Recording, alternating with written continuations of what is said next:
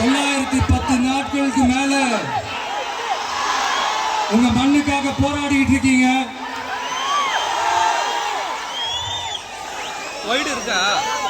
உங்க போராட்டத்தை பத்தி ராகுல் ஒரு பையன், சின்ன பையன் பேசுனதை நான் கேட்டேன். அந்த குழந்தையோட பேச்சு மனசு ஏதோ செஞ்சிருச்சு. உடனே உங்க எல்லாரையும் பார்க்கணும்னு தோணுச்சு, உங்க எல்லாரையும் கூட பேசி ஆகணும்னு தோணுச்சு. உங்க எல்லாரும் கூட நான் நிப்பேன், நீ தொடர்ந்து நிப்பேன் சொல்லணும்னு தோணுச்சு.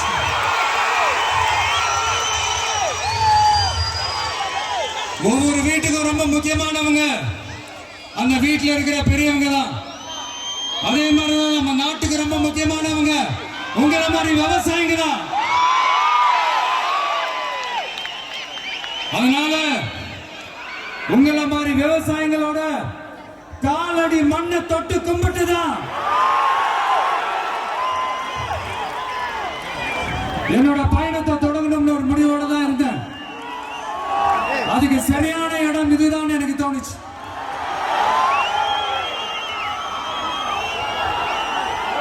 என்ன, உங்க வீட்டுல இருக்கிற ஒரு மகனா என்னோட கள அரசியல் பயணம் உங்களோட ஆசீர்வாதத்தோட இங்கிருந்து தான் தொடங்குது. நம்மளுடைய முதல் மாநில மாநாட்டில் நம்ம கட்சியினுடைய கொள்கையை பத்தி நான் எடுத்து சொன்னேன். அதுல ஒண்ணுதான் இயற்கை வள பாதுகாப்பு. சூழலியல் மற்றும் காலநிலை நெருக்கடியை எதிர்கொள்ளக்கூடிய இயற்கைக்கு ஊறு விளைவிக்காத பகுதிசார் மாநில வளர்ச்சி பரவலாக்கம். இதான் நாம் அறிவிச்ச அந்த கொள்கை. இதை நான் இங்க சொல்றதுக்கு காரணம் ஓட்டு அரசியலுக்காக இல்ல.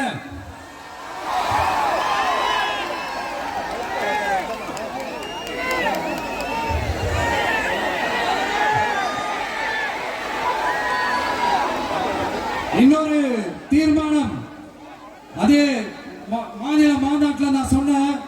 அது விவசாய நிலங்கள் பாதுகாப்பு கொள்கை தீர்மானம். அதுல காஞ்சிபுரம் மாவட்டம் பரந்தூரில்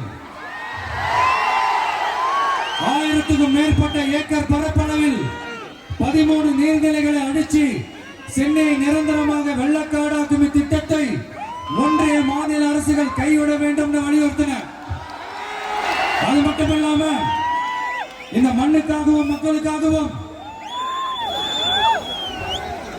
நம்ம விவசாயிகள் பாதிக்கிற இந்த திட்டத்துக்கு எதிராக சட்ட போராட்டம் நடத்தவும் தயங்க மாட்டோம்னு சொல்லியிருந்தோம். அதை இங்க உங்க முன்னாடி ரொம்ப ஸ்ட்ராங்கா வலியுறுத்துறேன். இந்த பிரச்சனையில நான் உங்களோட உறுதியா நிற்பேன். இன்னொரு முக்கியமான விஷயம், நம்மள ஆண்டுகிட்டு இருக்கிற ஒன்றிய அரசுக்கும் மாநில அரசுக்கும் நான் சொல்லணும்னு நினைக்கிறேன். நான் இங்க வளர்ச்சிக்கு எதிரானவெல்லாம் கிடையாது. ஏர்போர்ட்டே வரக்கூடாதுன்னு நான் சொல்லல, இந்த இடத்துல வரக்கூடாதுன்னு நான் சொல்றேன். இதெல்லாம் சொல்லலன்னீங்களே, இவன் வளர்ச்சிக்கு எதிரானவன் அப்படி இப்படின்னு சொல்லி ஒரு கதையை கட்டி ஆரம்பிச்சிருவாங்க. நம்ம கதை பத்திலாம் கவலை இல்லை மெய்ங்க. எல்லாத்துக்கும் மேல இன்னைக்கு இந்த பூமியில வாழ்ற எல்லா உயிரினங்களோட இருப்பையும் புவி வெப்பமயமாதல் பயமுறுத்திட்டு இருக்கு.